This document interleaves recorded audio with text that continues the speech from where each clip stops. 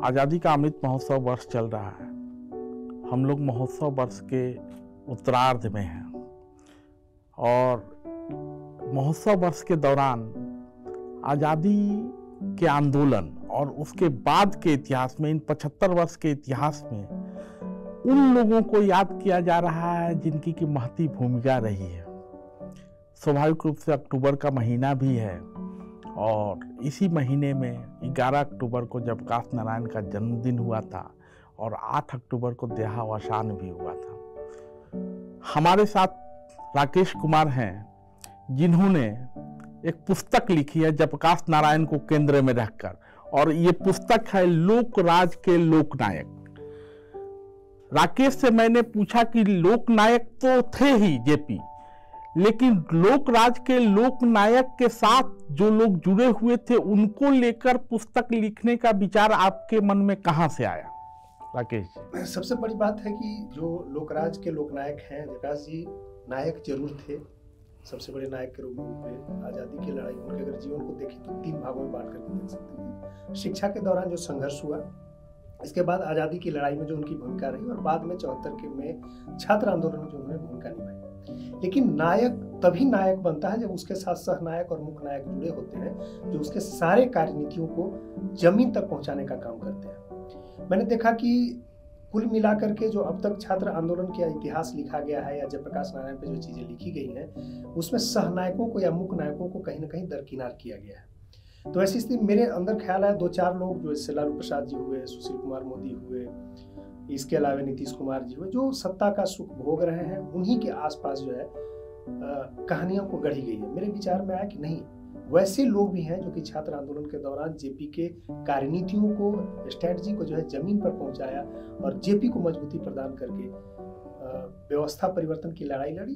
अंतिम, या अलग बात है कि अंतिम रूप में वह सत्ता परिवर्तन तक ही सीमित रह गया। जब ऐसे लोगों की तलाश आप कर रहे थे, उन लोगों से बातचीत कर रहे थे, क्या बदला है? जेपी क्यों आए थे आंदोलन में और अपने इर्द गिर्द लोगों को क्यों समेट रहे थे? जेपी क्यों छात्र उनको जेपी की तरफ देख रहे थे और जेपी छात्रों की तरफ देख रहे थे? ऐसा क्यों?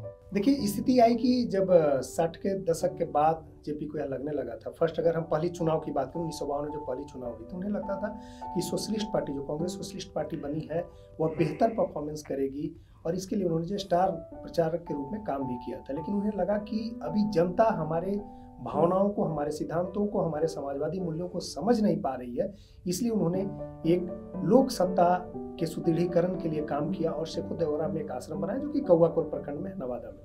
लोगों से जुड़ करके, लोगों की भागीदारी के द्वारा विकास की जो है रणनीतियां तय की, विकास कैसे हो, आर्थिक सामाजिक आर्थिक रूप से जो है समुन्नत कैसे हो लोग, इसके लिए उन्होंने प्रयास किया। और प्रयास करने के बाद लोगों को जो है सत्ता में जोड़ने का प्रयास किया, लोकतंत्र में जोड़ने का प्रयास किया, जिसको अगर सीधे शब्दों में कहें तो लोक सत्ता था, यानी लोक सत्ता के मजबूतीकरण के लिए काम किया। लेकिन 60 के दशक आते आते स्थिति आई कि भारत में महंगाई वाली स्थिति आ गई, छात्र कहीं ना कहीं दरकिनार होने लगे। जो व्यवस्था उन्होंने सोची थी आज़ादी की लड़ाई के दौरान, जो उन्होंने मूल्य और सिद्धांत और सपने देखे थे, उस पर सरकारें कहीं टिक नहीं रही थी, तो व्यवस्था से क्षुब्ध तो थे। लेकिन 70 के दशक में वे राजनीति से विमुख होकर के, अब बुढ़ापे की भी अवस्था थी, अगम कुआं में चरखा समिति का एक आश्रम था, वहाँ पड़े हुए थे। लेकिन जैसे ही पटना यूनिवर्सिटी का चुनाव होता है, सितंबर 1973 का महीना है, छात्र जो है कैंपस के मुद्दे से निकल करके राष्ट्रीय मुद्दों को अपने मुद्दों में शामिल कर ले, जैसे महंगाई, भ्रष्टाचार, बेरोजगारी जैसे मुद्दों को शामिल कर लेते हैं। और जेपी तक यह सूचना पहुंचती है। जेपी में एक बुलबुलाहट, जो भीतर से बेचैनी थी, वह आगे आ जाती है, क्योंकि जेपी का मानना था कि कोई भी क्रांति करने के लिए आवश्यक है कि जब तक युवाओं का साथ नहीं मिलेगा, तब तक क्रांति संभव नहीं हो सकती, कोई बदलाव संभव नहीं हो सकता था। लेकिन सवाल ये है कि युवा जेपी की तरफ क्यों देख रहे थे?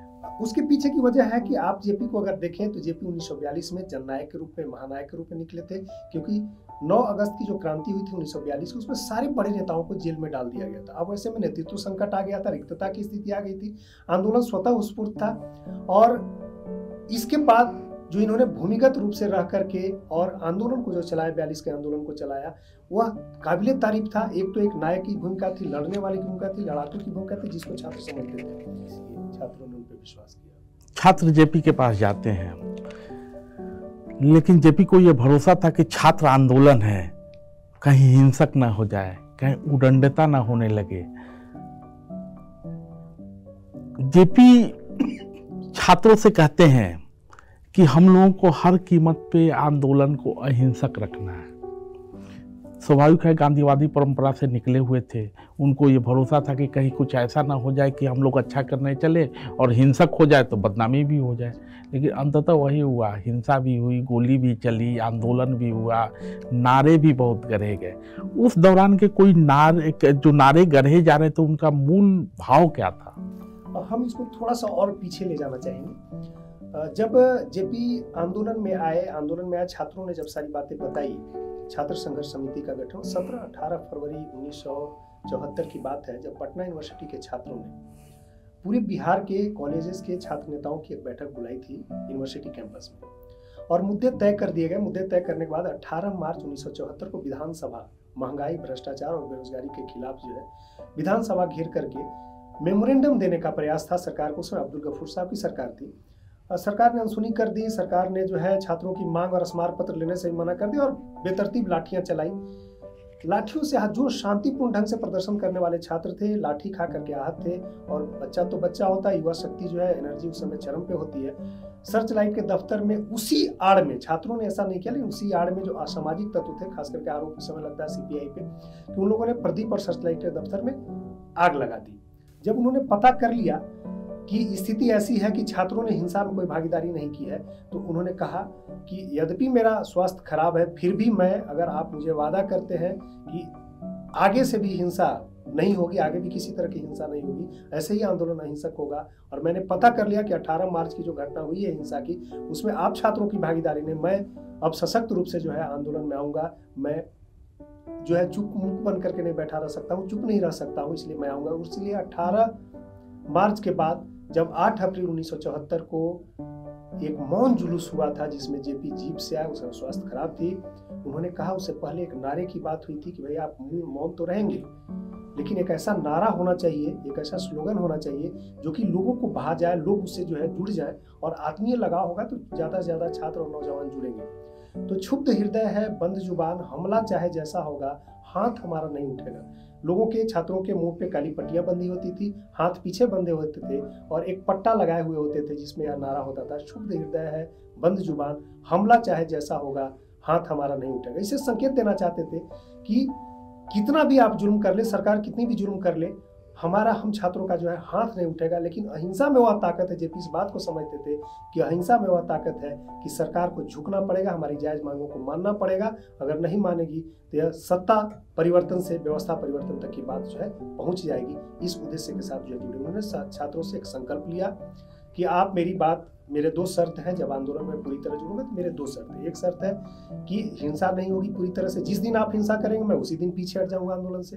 दूसरी शर्त है कि मैं जो कहूंगा सुनूंगा सबकी, लेकिन करूंगा वही जो कि आपके हित में होगा और छात्र आंदोलन के हित में होगा। इस पुस्तक के लेखक राकेश कुमार ने वो पुस्तक लिखी है, मैं समझता हूँ कि राकेश जी का उस समय जन्म भी नहीं हुआ होगा, या राकेश जी का जन्म भी हुआ होगा तो राकेश जी बच्चे होंगे। लेकिन राकेश जी, आपके होशो हवास में, और जब आप पत्रकारिता कर रहे थे तो एक आंदोलन हुआ है, उसको भी बार बार लोगों ने कहा कि ये जेपी मूवमेंट से भी बड़ा आंदोलन है। स्वाभाविक तौर पे मैं अन्ना आंदोलन की बात कर रहा हूँ। जेपी मूवमेंट से निकले हुए लोग आज कई राज्यों में सत्ता में हैं। हालांकि आपने उन नायकों की चर्चा की है जो कि सत्ता से दूर रह के जेपी के विचारों को जी रहे हैं। दोनों आंदोलन में एक अध्येता के नाते आप क्या फर्क देखते हैं? देखिए, एक सुखद बात मैं, या आश्चर्यजनक बात मैं बताऊं कि जिस साल जेपी की मौत हुई थी उसी साल मेरा जन्म हुआ है। तो इस मनोकामना को मैं मन में संचित किए हुए था, पढ़ाई कर रहा था, पत्रकारिता कर रहा था। इधर कोरोना के काल में आपदा आया और आपदा को मैंने इसी अवसर में बदला कि मैं घूम घूम करके जेपी के ठिकानों, मैंने प्राथमिक जो स्रोत है उसको मैंने आधार बनाया और उन सहनायकों को मैंने खोजा जो कि जेपी आंदोलन में को अमली जामा पहनाने में धरातल पे काम कर रहे थे और बाद में सत्ता का जो है मलाई उन्होंने नहीं खाया। इस क्रम में जब मैंने देखा कि ये तो ऐसे लोग थे, ऐसे संत थे जो जिनको अगर राजनीति का संत भी कहें तो कोई मतलब उसमें दुविधा नहीं होगी, क्योंकि उन्होंने न तो सत्ता की कभी लोभ की, न सत्ता में कोई भागीदारी की, इस तरह से जो संवैधानिक पद होते हैं, न किसी तरह का लोभ था। एक आश्रम में रहना कदम कुआं के 2 कमरे के मकान में रहना, जिसके इर्द गिर्द जो है स्वतंत्रता संग्राम भी घुमा हो, छात्र आंदोलन भी घुमा हो, और अपने आप को सीमित करके, राजनीति से दूर करके, सत्ता से दूर करके, राजनीति से दूर तो नहीं कहिए लेकिन सत्ता से दूर करके अपने आप को राजनीतिक संत के रूप में स्थापित करने वाला व्यक्तित्व के बारे में जब जानना चाहा तो मुझे लगा कि 2.5 साल जो मैंने कोरोना के काल में दिए, जो घूम घूम करके, ये 250 साल में भी जेपी के आयामों को अगर खोजा जाए तो कम पड़ेगा। जब मैं आपने कहा कि अब जो है आपके ज़माने में, यानी आप जब होश संभाले या ठीक ठाक स्थिति में थे, जब पढ़ाई के बाद की स्थिति पत्रकारिता के दिनों में, तो अन्ना आंदोलन हुआ था। अन्ना आंदोलन और जेपी आंदोलन में आप क्या फर्क देखते हैं? अन्ना आंदोलन हुआ, अन्ना आंदोलन में भी एक नेतृत्व क्षमता तो विकसित हुआ, लेकिन सारे आंदोलनों का जो हश्र था वह बड़ी बुरा हुआ। आप देख सकते हैं कि चाहे वह जेपी आंदोलन के निकला हुआ नेतृत्व हो, पौध जो जिसका आप जेपी का पौध कह सकते हैं, उन पे भी भ्रष्टाचार के तमाम आरोप लगे, सत्ता में जो है मलाई चावने का आरोप लगे, या सत्ता के दुरुपयोग से लेकर के सारी समस्याएं उनके सामने दिखी। ठीक यही आजकल आप टीवी चैनलों पे देखते होंगे, जिस तरह की भी स्थिति देखते होंगे, जो अन्ना आंदोलन के उपजे हुए भी लोग हैं उन पर भी इसी तरह के आरोप लग रहे हैं। तो जो सत्ता परिवर्तन से व्यवस्था परिवर्तन तक का जो सफर जेपी तय करना चाहते थे, वह व्यवस्था परिवर्तन न होकर के हमेशा आंदोलन जो है भारत में सत्ता का परिवर्तन का एक जो सूचक बन गया और नए नए नेतृत्व को उभार करके फिर से सत्ता से चिपकाने का एक साधन बन गया। तो सत्ता परिवर्तन से लेकर व्यवस्था परिवर्तन तक का सपना अभी अधूरा है। इस बीच राकेश जी ने पुस्तक लिखी है, लोकराज के लोकनायक, नेशनल बुक ट्रस्ट ने प्रकाशित किया है और पुस्तक की कीमत है 250 रुपये। लेकिन राकेश जी, मैं इस पड़ाव पे थोड़ा जेपी के गांव में भी चलना चाहूँगा। स्वाभाविक रूप से जब लोगों को आप खोज रहे थे तो सिताब दियारा भी आप गए ही होंगे, और अभी एक सिताब दियारा में एक बड़ा कार्यक्रम भी आयोजित किया गया था। वहाँ मैंने सुना है कि ट्रस्ट भी बनाया गया है। जरा जेपी के गांव के विषय में कुछ बताएं। देखिए, जेपी के गांव मतलब अद्भुत गांव है। अद्भुत गांव इस मामले में कि संगम नगरी है, वह गांव संगम नगरी है। वहाँ गंडक, जिसको सरयू कहते हैं, और गंगा का संगम है। और वहाँ के गांव के लोगों से आप बात कीजिएगा तो बड़ी भोजपुरी में सहज भाव से कहते हैं, का कहीं यहाँ गंगा माई आएली, मिट्टी काट के बहा देवेली, फिर अगला साल छोड़ेली तो ओकरा में खेती कर ले। जिस साल छोड़ेली वो साल सुखाल रहेला, बाकी जो है दुखाल की स्थिति रहेला। तो संघर्ष की स्थिति बा हमेशा। तो आप समझ सकते हैं कि उस गांव में जेपी पैदा हुए जहाँ की संघर्ष की स्थितियां थी, उस संघर्ष को अपने जीवन में समाहित करके और भारतीय राजनीति में अपने आप को स्थापित किया। और संघर्ष के एक ऐसे मिसाल जिसको जितना भी नमन किया जाए वह कम है, और जितना भी वंदन किया जाए कम है। अगर उस मिसाल को भारतीय राजनीति की जो है समझ लिए होते और उनके मूल्यों को आगे बढ़ाए होते तो भी भारत का भला हो जाता। अब रही बात उनके गांव की बात करें तो सिताब दियारा उनका गांव है, और एक बांध है जो कि बांध के उस तरफ उत्तर प्रदेश में बलिया में पड़ जाता सिताब दियारा, और इधर जो है छपरा में पड़ जाता। इससे पहले चंद्रशेखर जी जो है उस बलिया वाला जो ट्रस्ट है, जयप्रकाश नारायण का ट्रस्ट, उनके सपनों और आदर्शों को लेकर के आगे बढ़ रहे थे। इधर बिहार सरकार ने 2017 में एक अपना ट्रस्ट बनाया है, जयप्रकाश ट्रस्ट नाम से है।